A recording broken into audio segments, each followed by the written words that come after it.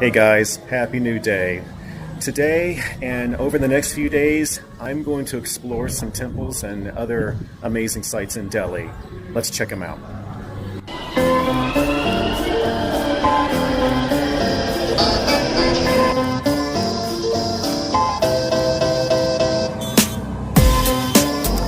So behind me is the Lotus Temple, and unfortunately I cannot get any closer than this because I found out that it is closed today. So I got some bad advice from the owner of the hostel, unfortunately. He thought that today would be a good day to visit the Lotus Temple. So I will try again tomorrow and hopefully my luck will be better. Small game among some teenagers, but there we go. Okay, so I just asked some kids behind me if I could play cricket. I wanted to hit the ball one time, and I found it took me a while to find some kids that spoke English. I kept saying, Kia aap angrezi bolate hai, but I don't know, maybe it's my accent or something. Finally, I found somebody that did speak English. I asked if I could hit it. They said, sure. And I hit it and I caused the ball to sail.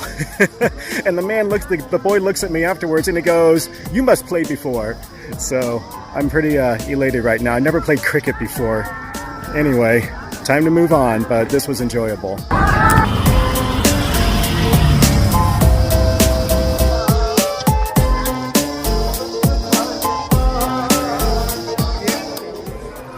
So right now I'm at the Sri Bangla Sahib Gurudwara, which is a very large Sikh temple here in Delhi.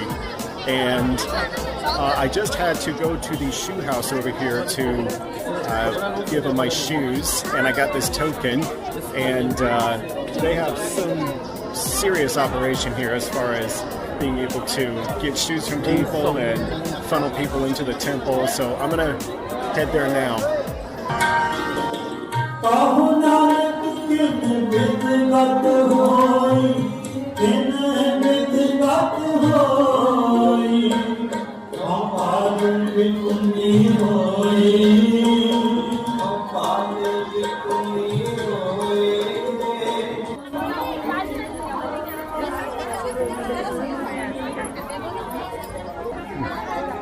So right now I'm walking around the main pool.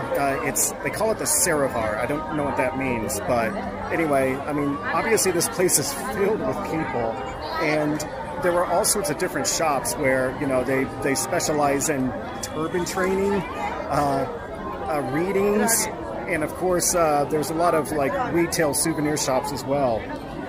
Over here seems to be some sort of candle ceremony going on. So I'm going to be checking that out in just a minute too. Aha! Okay, maybe more than just candles burning. That's an all-out fire. Okay.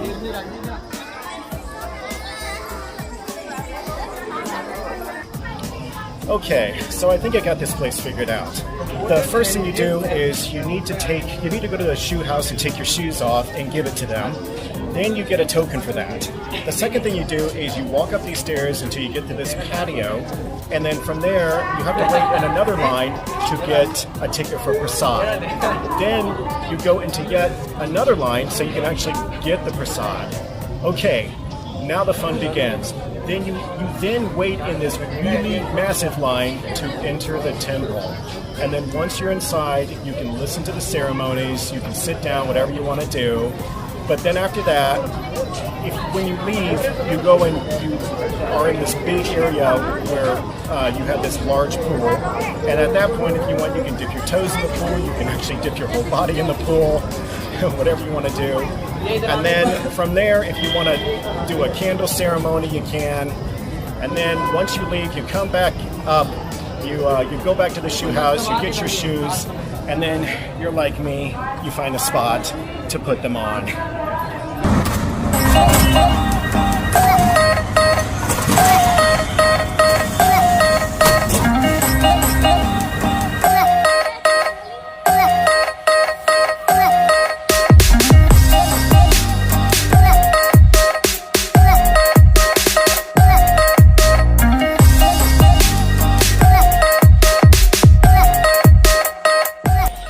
So I'm standing in front of Humayun's tomb, and Humayun was an emperor of the Mughal Empire, which is a great Mughal empire that ruled North India, I think between the 1500s and the 1800s. Anyway, believe it or not, his wife commissioned the building of this tomb.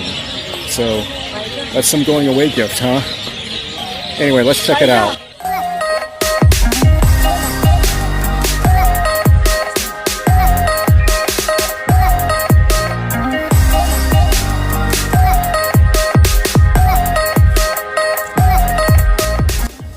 Okay, so it's getting to be closing time and the police are telling everybody to leave, but I wanted to point out that over here is, of course, you know, Humayun's tomb, but if you look over here, you can see in the distance what actually is Akshardham Temple, which is the largest Hindu temple in the world. So we'll be checking that out tomorrow. So this place behind me is called Isa Khan's tomb, and it's actually a tomb and a mosque together. It was built about 20 years before Humayun's tomb.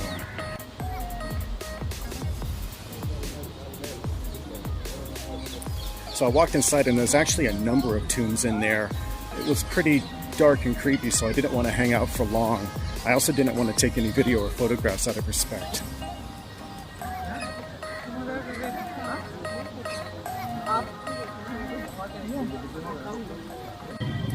Hey all, so I am standing here in front of India Gate, which is a war memorial to remind India of the lives of over 70,000 soldiers who died in World War I.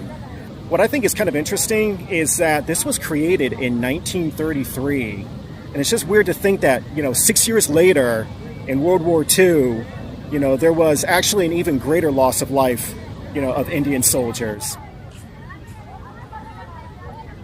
So below the arch is something kind of interesting that's worth talking about too. Okay, under the arch what we have is an eternal flame. It's a flame that burns day and night, and it's there to, again, remind the nation of India of the loss of life, this time for the India-Pakistan War in 1971. Now, I don't know if you can see it, you probably can't, but what's really cool is that written on the walls, on the sides going up the inner part of the arch, are the names of thousands of soldiers. You know, they were the 70,000 soldiers who I was talking about earlier, who had died in World War I. Many thousands of soldiers and names are written right there. You can also see that they really don't want people to get any closer than where I'm at right now, but that's okay.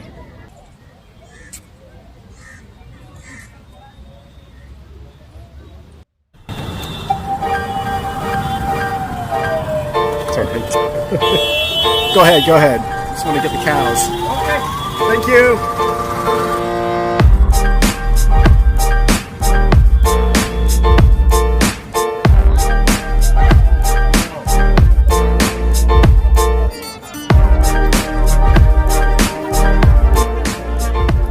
So one of the tenets of the Baha'i faith is that they are open to all religions. So that means that anybody from any religion can go in and you can meditate, you can pray.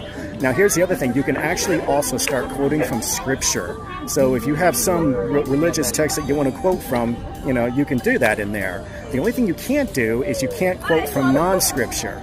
So, you know, don't be reading Romeo and Juliet in there. Don't be, I don't know, reading a Martha Stewart book. Don't be singing Katy Perry. Nothing like that can go, but that's okay. It's really a beautiful place. So let's go ahead and make a donation. And that's that.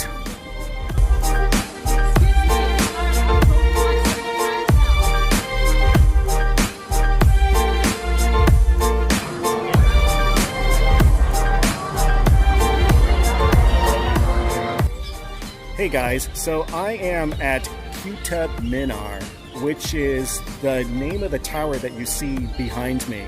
And it's actually a part of a larger complex of ruins that, here, I'll just pan right here. You can actually see how many ruins there are around here. And so these all make up what was once a mosque complex of ruins and, of course, the tower.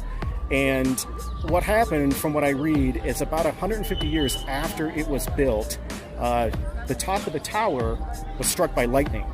And if you look at that tower, it's made of stone, so it must have been one hell of a lightning strike.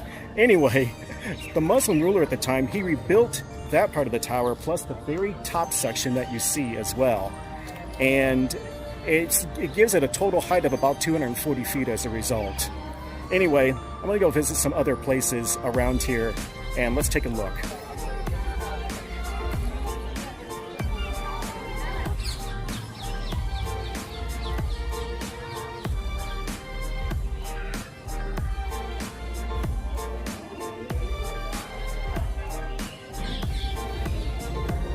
So this tower has a dark side also. It used to be that anybody could climb the spiral staircase to the top of the tower, but in 1960, the government shut that down because of too many suicides. However, they still allowed access to the first floor, which I think is the top of the first section, but in 1981, there were about 500 people that were climbing the stairs when the lighting went out, and that resulted in a stampede of people that ended up crushing 47 people to death. So since then, the government said, off limits, and the tower has been closed to the public since.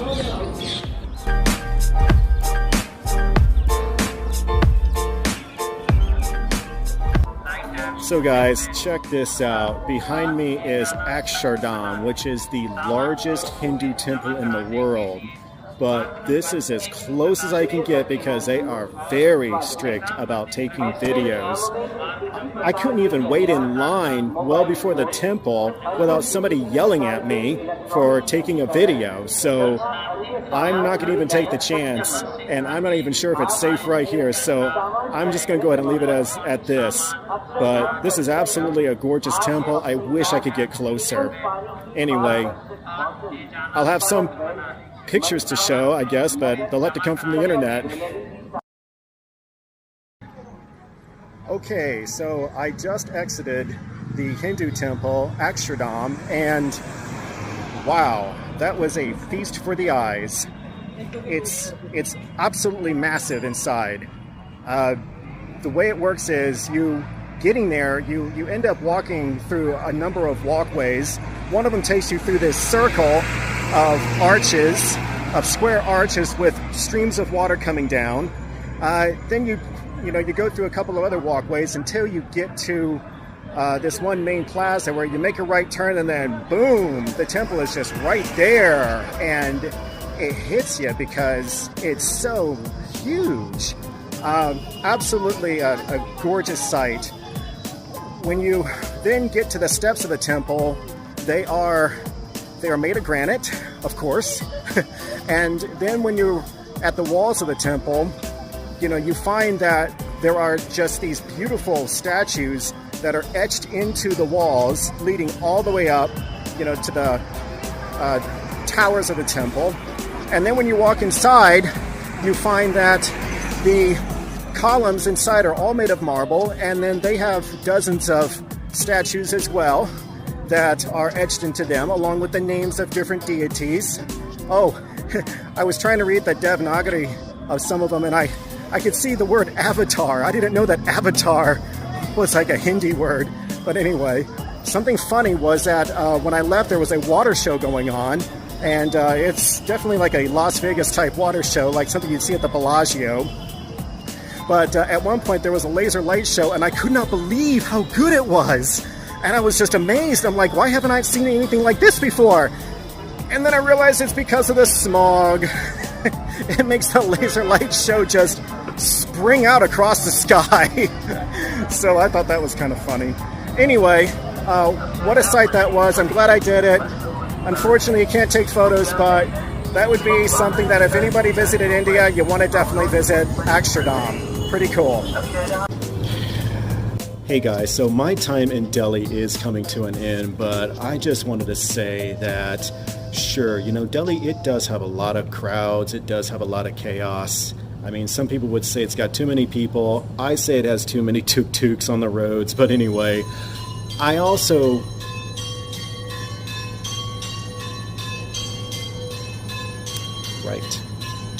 there's also a beauty that I see, especially in the temples. And on top of that, there's this foundation of a rich history that just abounds in this area. But before I end this video, I want to talk to you guys about something that's had an impact on me while I was preparing for my trip to India. And for this video, I want to talk about Amit Trivedi's Sound of the Nation. And this is a musical piece that itself is a collection of local songs from different states of India. And the thing that I get a kick out of about this musical piece is, number one, I love how the singers will lend their voices as musical instruments. And you'll hear what I mean when you listen to the song. I also love how over-the-top cool some of these musical instruments are. I don't even know what they are, but you see them and you hear them, and they just look and sound amazing. And one of them is the double ceremonial flute for the Punjab piece that they do. And then number three, I love how they featured an elderly lady to sing the Maharashtra piece. To me, that's just like a nod to how traditional and long-lasting these songs really are. So anyway, the link is below. Take a listen, see what you think, and I'll see you guys in the next video.